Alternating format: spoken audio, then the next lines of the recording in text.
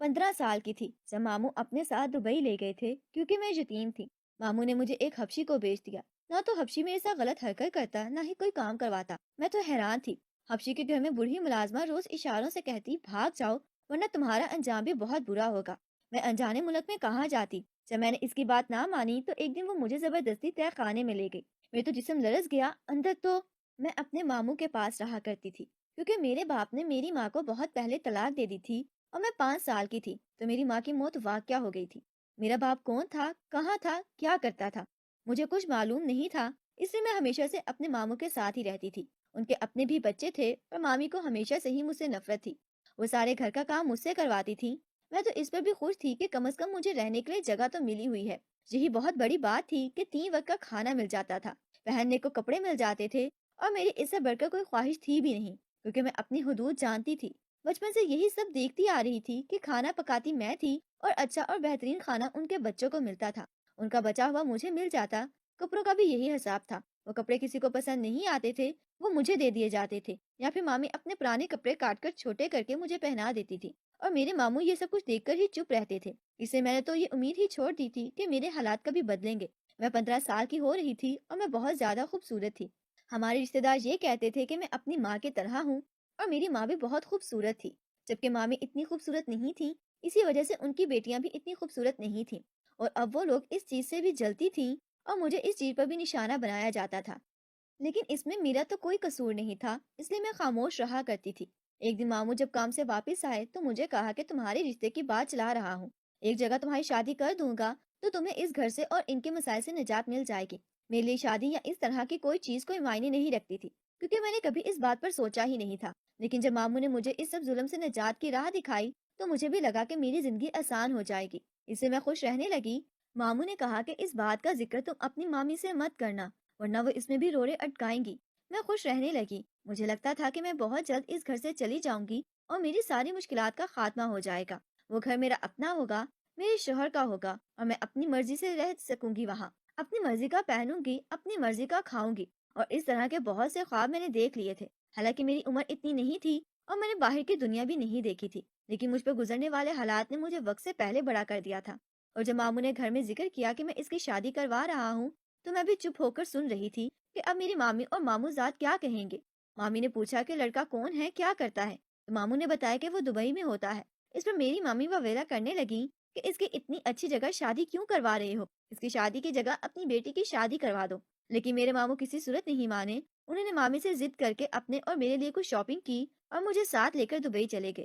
جس دن میں ان کے گھر سے نکلی مجھے یوں لگا کہ میرے تمام محرومیوں کا ازالہ ہو جائے گا، اور دبئی کے بارے میں نے جو سنا تھا اس کے مطابق وہ تو بہت بڑا ملک تھا، اور دبئی میں رہنے والے بندے سے شادی کرنا اس کا مطلب ہے کہ پیسوں میں کھولنا۔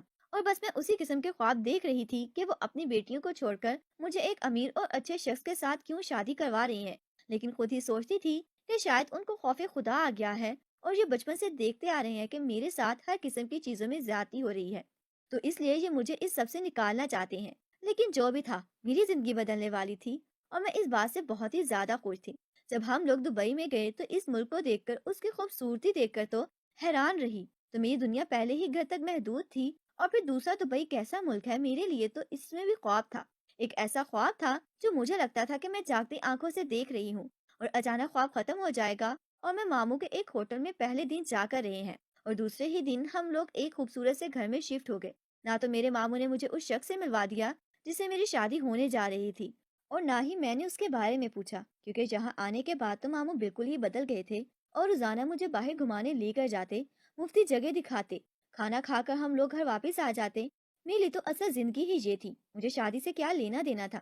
شادی تو میں اس لیے کرنا چاہتی تھی تاکہ میری زندگی آسان ہو جائے، میں ان کی بیوی اور ان کے بچوں کے تانوں سے نکل جاؤں، اور اب لوگ وہ کہیں نہیں تھے، صرف میں تھی اور آزادی تھی۔ اس سے میں نے ماموں سے پوچھا ہی نہیں کہ وہ کون آدمی ہے اور آپ کب میری شادی کروا رہے ہیں، میں تو بس اپنی زندگی میں مگن ہو گئی تھی۔ مجھے یہاں آئے ہوئے 2 ہفتے ہو گئے تھے، اور ان 2 ہفتوں میں میں نے جو زندگی گزاری تھی وہ میری گزشتہ 15 سالوں پر بھاری تھی۔ ماموں صبح شام مجھ سے پوچھتے کہ کیا کھانا ہے اور وہی مجھے منگوا کر دیتے، یہاں تک کہ مجھے انہوں نے کپڑے وغیرہ بھی لے کر دیے تھے۔ سارا دن ہم لوگ ادھر ادھر گھومتے پھرتے رہتے تھے، جہاں دل کرتا، جس ہوٹل میں دل کرتا بیٹھ کر کھانا کھا لیتے۔ میں تو کبھی سوچا بھی نہیں تھا کہ میرے وہ ماموں جو کہ مشکل سے گزارا کرتے تھے، وہ کیسے اس ملک میں آ کر پیسے اڑا رہے ہیں اور سب سے بڑی بات کہ وہ اس ملک میں آئے ہی کیسے ہیں، کیونکہ جانتی تھی کہ میرے ماموں ایک معمولی سے نوکری کرتے تھے اور ان کے پاس اتنے پیسے بھی نہیں ہوتے تھے کہ مہینے کے خرچے کے علاوہ ہم کوئی اور ہی چیز خریدیں۔ بلکہ اکثر تو ایسا ہوتا تھا کہ مہینے کے آخر میں بالکل ہی پیسے ختم ہو جاتے تھے اور ہمیں ادھار پکڑنا پڑتا تھا۔ لیکن یہ وہ حالات تھے جن کے متعلق میں پاکستان میں سوچتی رہتی تھی۔ دبئی میں تو ان سب چیزوں کے متعلق سوچ ہی نہیں رہی تھی، بلکہ مجھے تو یہ لگ رہا تھا کہ جیسے سب کچھ بدل گیا ہے، یا وہ پاکستان میں گزرا ہوا وقت کوئی بھیانک خواب تھا، یا ابھی والا وقت کوئی اچھا سا خواب ہے۔ جس چیز پر ہاتھ رکھتی ہوں میرے ماموں مجھے خرید دیتے ہیں، اور ویسے ایسا پیسہ اڑا رہے تھے جیسے ان کے پاس کوئی قارون کا خزانہ آ گیا ہو۔ تقریباً 3 ہفتے گزرنے کے بعد ایک دن صبح صبح میرے ماموں نے کہا کہ آج ہم کہیں نہیں جائیں گے، آج نہ تمہارے ہونے والے شوہر گھر میں آئیں گے۔ میں تو اس بات کو بھول چکی تھی، لیکن خاموش ہو گئی، کیونکہ اب تو میں خود بھی اس ملک سے نہیں جانا چاہتی تھی، اور اگر ماموں نے واپس جانا ہی تھا تو پھر میرا شادی کرنا ہی بہترین تھا، کیونکہ میرے ذہن میں تو واپسی کسی صورت میں نہیں تھی۔ ماموں کے کہنے کی وجہ سے میں نے ایک نیا سوٹ پہنا اور بہت اچھے سے طریقے سے تیار ہوئی۔ میں نے خود کو ہی آئینے میں دیکھا تو میں اپنے آپ کو اچھی لگ رہی تھی، وہاں کوئی اور تھا نہیں جس سے میں پوچھ سکتی کہ میں کیسی لگ رہی ہوں، لیکن میرے ماموں نے میری تعریف کی کہ تم بہت اچھی لگ رہی ہو۔ کچھ دیر بعد ہی ایک آدمی آیا اور وہ کوئی حبشی تھا۔ میں سمجھی کہ میرے ہونے والے شوہر کا کوئی ملازم ہوگا، لیکن ماموں اس کو ساتھ لے کر دوسرے کمرے میں چلے گئے۔ کچھ دیر بعد وہ دونوں واپس آئے اور انہوں نے کہا کہ تم اس آدمی کے ساتھ چلی جاؤ، یہ تمہارا شوہر ہے، میں نے دیکھ بھال کر لی ہے۔ اس آدمی نے مجھے کہا کہ چلو۔ میں ماموں کی طرف دیکھ رہی تھی کہ میں کیسے کسی آدمی کے ساتھ چلی جاؤں۔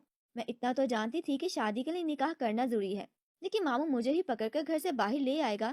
ہر آدمی کی گاڑی کھڑی تھی، ماموں نے دروازہ کھول کر مجھے اندر بٹھا دیا، دوسری سائڈ سے وہی مرد اندر آ کر بیٹھا۔ اس نے گاڑی اسٹارٹ کر دی۔ میں نے ماموں کو اشارہ کیا اور ان کے کان میں کہا کہ میں کیسے اس کے ساتھ چلی جاؤں۔ ماموں نے کہا کہ بس تمہاری شادی ہو چکی ہے، آج کے بعد اسی کو اپنا شوہر سمجھنا، اور میں آج ہی واپس پاکستان چلا جاؤں گا، اس ملک میں اب نہیں رہوں گا، اور یہ گھر بھی اسی آدمی کا ہے جہاں ہم اتنے دنوں سے رہ رہے تھے۔ یہ کہہ کر ماموں تو پیچھے ہٹ گئے اور میری آنکھوں سے آنسو نکلنے لگے۔ میرے ساتھ کتنا بڑا دھوکا ہوا تھا، ماموں نے شاید مجھے بیچ دیا تھا۔ اس آدمی نے مجھے کچھ بھی نہیں کہا اور خاموشی سے گاڑی چلاتا رہا، نہ اس نے میرے رونے پر کوئی اعتراض کیا اور نہ ہی کسی اور بات پر اس نے مجھے کچھ کہا۔ گاڑی جا کر ایک بہت بڑے محل نما گھر کے سامنے آ کر رکی۔ وہ گھر تو نہ جانے کہاں سے شروع ہو رہا تھا اور کہاں ختم۔ مجھے اس نے کہا کہ گاڑی سے اترو۔ میں نے نیچے اتر کر دیکھا تو وہ کوئی محل لگ رہا تھا، اتنا بڑا اور اتنا شاندار کہ میں تو بس آنکھیں پھاڑ کر اسے دیکھتی ہی رہی تھی۔ اس آدمی کے پوش میں 2 گاڑیاں اور بھی کھڑی تھیں، اور یہ تیسری گاڑی تھی جس میں سے میں اتری تھی، اور تینوں ہی گاڑیاں بہت شاندار تھیں۔ ہمارے گاڑی سے اترتے ہی ایک آدمی دوڑتا ہوا آیا۔ اس نے پچھلی سیٹ سے میرا بیگ اور سوٹ کیس نکال لیا۔ اسے اندازہ ہو گیا تھا کہ وہ اس گھر کا ملازم ہے۔ میں حیران ہو رہی تھی، کالا حبشی اتنا امیر ہے، لیکن دل بھی دل میں خوش ہو رہی تھی کہ چلو، میرے ماموں نے مجھے کسی امیر شخص کو بیچا ہے، میں اسے کہہ کر اسے نکاح کر لوں گی اور پھر اس پورے گھر پر میری حکومت ہوگی۔ میں تو یہ ساری چیزیں سوچتے ہوئے اندر گئی، لیکن وہاں کھڑی دوسری 2 گاڑیوں سے مجھے اندازہ ہوا کہ یہ گھر میں اکیلا نہیں ہے، شاید اس کے کوئی بھائی بھی ہیں جو اس گھر میں رہتے ہیں۔ جب میں اندر گئی تو وہاں ہر طرف مختلف لوگ بھی رہ رہے تھے، لیکن سب نے یونیفارم پہنے رکھے تھے ایک جیسے۔ اس سے اندازہ ہوتا تھا کہ وہ سب ملازم ہی ہیں۔ وہاں ایک بوڑھی سی ملازمہ کھڑی تھی، اس کا لباس باقی ملازمین جیسا نہیں تھا، لیکن اس کے بولنے کے انداز سے پتہ چلتا تھا کہ وہ ملازمہ ہی ہے۔ اس نے مجھے لے جا کر اس عورت کے حوالے کیا اور اسے کہا کہ میرا خیال رکھے۔ خود تو نہ جانے کس کمرے میں چلا گیا، لیکن وہ عورت مجھے لے کر ایک کمرے میں گئی۔ وہ کمرہ بہت ہی خوبصورتی سے سجا ہوا تھا، بالکل میری عمر کے مطابق لگ رہا تھا کہ کسی چھوٹی لڑکی کا کمرہ ہے۔ ہر چیز گلابی گلابی اور خوبصورتی سے سجی تھی، اور سب سے بڑی بات یہ ہے کہ وہ جو ملازمہ تھی وہ بول نہیں سکتی تھی۔ اس نے مجھے اشاروں سے بتایا کہ یہ تمہارا کمرہ ہے، یہاں پر ہر چیز موجود ہے، کسی چیز کی ضرورت ہوئی تو مجھے بتانا۔ اس کی مجھے کمرے میں چھوڑ کر واپس چلے جانے کے بعد میں نے یہ سارا کمرہ دیکھا۔ کمرے کے ساتھ اٹیچ باتھ روم تھا اور دوسری سائڈ پر شاید ڈریسنگ روم تھا، کیونکہ وہاں ہر طرف الماریاں لگی تھیں اور ان میں ہر قسم کے کپڑے، جوتے، بیگز، میک اپ کا سامان، ہر چیز رکھی تھی۔ ایک طرف ایک بڑا سا شیشہ بھی لگا ہوا تھا۔ مجھے تو یہ سب کی پریوں کی دنیا لگ رہی تھی۔ ان 3 ہفتوں میں نے دبئی کا ماحول دیکھ لیا تھا۔ یہاں پر لڑکیاں زیادہ تر پینٹس پہنتی تھیں، یا اس قسم کے کپڑے، ایسے کپڑے میں نے اپنے 15 سالہ زندگی میں بھی نہیں دیکھے تھے، اور اب جب وہی کپڑے مجھے اپنی الماری میں پڑے نظر آئے تو میں ان کو پہننے سے خود کو روک نہ سکی۔ میں نے ایک خوبصورت سا ڈریس پہنا، میچنگ جوتے پہنے، میک اپ کیا اور تیار ہو کر کمرے میں بیٹھ گئی۔ مجھے سمجھ نہیں آ رہی تھی کہ میں یہاں سے کہاں جاؤں۔ تھوڑی دیر بعد وہ بوڑھی عورت آئی اور اس نے مجھے اشارے سے کہا کہ میرے ساتھ آؤ۔ میں نیچے گئی تو ٹیبل پر کھانا لگا ہوا تھا۔ اس نے مجھے اشارہ کیا کہ بیٹھ کر کھانا کھا لو۔ مجھے بھوک تو ویسے بھی لگی ہوئی تھی، اس سے خاموشی سے بیٹھ کر کھانا کھا لیا۔ یہ اس کا نام نہیں جانتی اور نہ ہی وہ مجھے بتا سکتی تھی۔ سو کھانا کھانے کے بعد میں باہر لان میں نکل گئی، نہ مجھے کسی نے روکا اور نہ میں نے کسی سے پوچھا۔ تھوڑی دیر بعد لان میں بیٹھی گھومتی رہی تو پودوں کو دیکھتی رہی और फिर घर अंदर वापस आकर अपने कमरे में चली गई। कमरे में टीवी भी लगा हुआ था। मैं टीवी पर फिल्म लगाकर देखने लगी। मुझे लगा शायद अभी आ जाएगा और कहेगा कि तुम्हारी शादी हो चुकी है वगैरह। लेकिन शाम से रात हो गई और ना ही मुझे किसी ने बुलाया और ना मैं कमरे से बाहर निकली। रात को मैं कमरे से बाहर निकली तो सामने ही एक किचन था जिसमें कुछ मुलाजमीन खाना पका रहे थे। औरत ने मुझसे इशारों में पूछा कि मुझे कुछ चाहिए, तो मैंने उसे कहा कि मुझे पता है, मैं खुद ही ले लूंगी। मैंने उससे पूछा कि वो सर कहाँ है, लेकिन उसने कहा कि उसे कुछ मालूम नहीं है क्योंकि वो अपनी मर्जी के मालिक हैं। मैंने फिर खाना खाया तो इधर वॉक की और अपने कमरे में वापस आ गई। रात को मैं सुकून से कमरे का लॉक लगाकर सो गई। सुबह उठी तो मैं कमरे में अकेली थी। मैं तैयार होकर जब नीचे आई तो वो गूंगी मुलाजमा नाश्ता लगा रही थी। अब ये सिलसिला चल निकला, वो मुझे नजर आता, बस थोड़ी देर खड़े होकर मुझसे सलाम दुआ करता या फिर कुछ पैसे मेरे हाथ पर रख देता। और बस मुझे यहाँ आए हुए तकरीबन एक माह होने वाला था। इस एक माह में मेरा कोई 5 से 6 दफा उस आदमी से सामना हुआ था, और वो भी यहाँ तो खाने के मेज पर या बाहर आते जाते, और बस इसके अलावा मुझ पर किसी किस्म की रोक टोक नहीं थी। मैंने ये पूरा महल घूम फिर कर देखा था। मैं जब दिल चाहता सो जाती, जब दिल चाहता उठ जाती। ना ही वो शख्स मेरे साथ कोई गलत हरकत करता और ना ही उसने कभी मुझे अपनी बीवी समझा था। यहाँ तक कि मुझे मुलाजमा भी नहीं समझा था। मतलब मुझसे कोई काम भी नहीं करवाया जाता था। मुझे हैरत होती थी कि आखिर मुझे खरीद कर लाया ही क्यों है। और एक दिन जब मैं बाहर लॉन में बैठी हुई थी तो मुझे लगा कि इस आदमी के पास भी फुर्सत है। वो आकर मेरे पास बैठ गया और हम इधर उधर की बातें करने लगे। मुझसे मेरा नाम पूछा, कि कितना पढ़ी लिखी हूँ ये पूछा, क्या क्या पढ़ लेती हूँ या मसरूफियत क्या है, या आने से पहले क्या करती थी, कहाँ रहती थी, कौन कौन था घर में। ये सारी बातें वो मुझसे पूछने लगा। मुझे हैरत हुई, कैसा बंदा है, मेरे बारे में कुछ भी नहीं जानता तो उसने मेरे से शादी क्यों कर ली या उसने मुझे क्यों खरीद लिया। लेकिन इससे बातें करना मुझे अच्छा लग रहा था क्योंकि सारे मुलाजमीन मसरूफ रहते, अपने काम से काम रखते। वो मुलाजमा रहती तो मेरे साथ साथ थी, लेकिन वो बात नहीं कर सकती थी और मैं बातें करने को तरसती होती थी। वो मेरे साथ बातें कर कर उठकर चला गया। लेकिन उसके बाद उस बुरी मुलाजमा ने मुझे इशारों से कहा कि जितना जल्दी हो सकता है यहाँ से भाग जाओ, वरना बहुत बुरा होगा। मैं उसके इशारे बड़ी हद तक समझने लगी थी। मैंने उससे कहा कि ऐसा क्या है, लेकिन उसने मुझे जवाब नहीं दिया। और उसके बाद तो अक्सर ही मुझे कहती कि यहाँ से भाग जाओ। लेकिन मैं इस मुल्क से कहाँ जाती, मैं तो किसी को जानती भी नहीं थी और आते हुए भी मुझे मेरे मामू लेकर आए थे। मुझे इस घर के तकरीबन हर एरिया से वाकिफ हो गई थी क्योंकि मैं फारिग होती थी और सारा दिन घूमती फिरती रहती थी। लेकिन एक कमरा था जो कि मुझे बाद में पता चला कि सब्जी का था। वो हमेशा लॉक हुआ करता था। इसके अलावा तो मैंने पूरा घर ही देख लिया था। मैं पता करना चाहती थी कि मुझे यहाँ क्यों लेकर आया है, लेकिन वो कहीं नहीं मिल रहा था। और फिर वो मुलाजिम औरत मुझे यहाँ से भाग जाओ, वापस चली जाओ, भाग जाओ वगैरह के इशारे करती रहती थी। अब जबकि मैं वापस उस जहन्नुम में जाने का सोच भी नहीं सकती थी, इसलिए मैं उस पर ज्यादा ध्यान नहीं देती।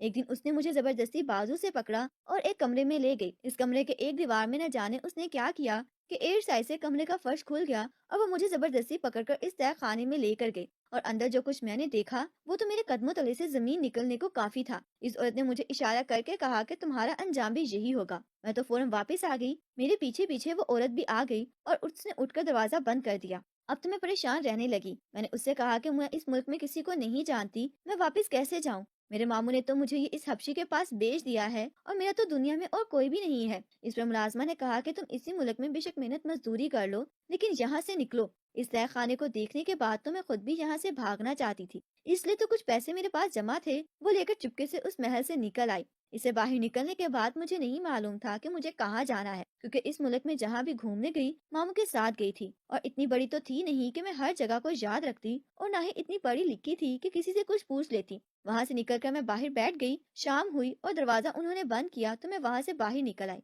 और सड़क के किनारे किनारे चलने लगी थी। जहन में बस एक ही चीज सवार थी कि मुझे इस घर में वापस नहीं जाना। न जाने मेरे साथ क्या हो जाएगा, बाकी तो कुछ मुझे याद ही नहीं आ रहा था। मैं अकेली हूँ और ऐसे मुल्क में सड़क के किनारे चल रही हूँ जहाँ भी मेरे साथ कुछ हो सकता है। अचानक दूसरी तरफ से दो लड़के आए और उन्होंने मुझे तंग करना शुरू कर दिया। मैंने मदद के लिए चिल्लाना शुरू किया, लेकिन मेरे से जबरदस्ती करने लगे। थोड़ी ही देर गुजरी थी कि एक गाड़ी मेरे पास आकर रुकी और उसमें से वही हबशी निकला। उसने उन लड़कों को कुछ कहा और वो भाग गए। उसने मुझे पकड़कर गाड़ी में बिठाया और बगैर कुछ कहे गाड़ी स्टार्ट कर दी। मैं दोबारा खुद को उस हबशी के पास देखकर परेशान हो गई कि जानिब इस हबशी ने इस महल की तरफ गाड़ी ले गया और घर के पोर्च में गाड़ी रोकी और मुझे जबरदस्ती बाजू से पकड़कर नीचे उतारा और अंदर ले जाकर मुझे बिठा दिया और मुझसे पूछा कि मैं कहाँ गई थी और क्यों गई थी।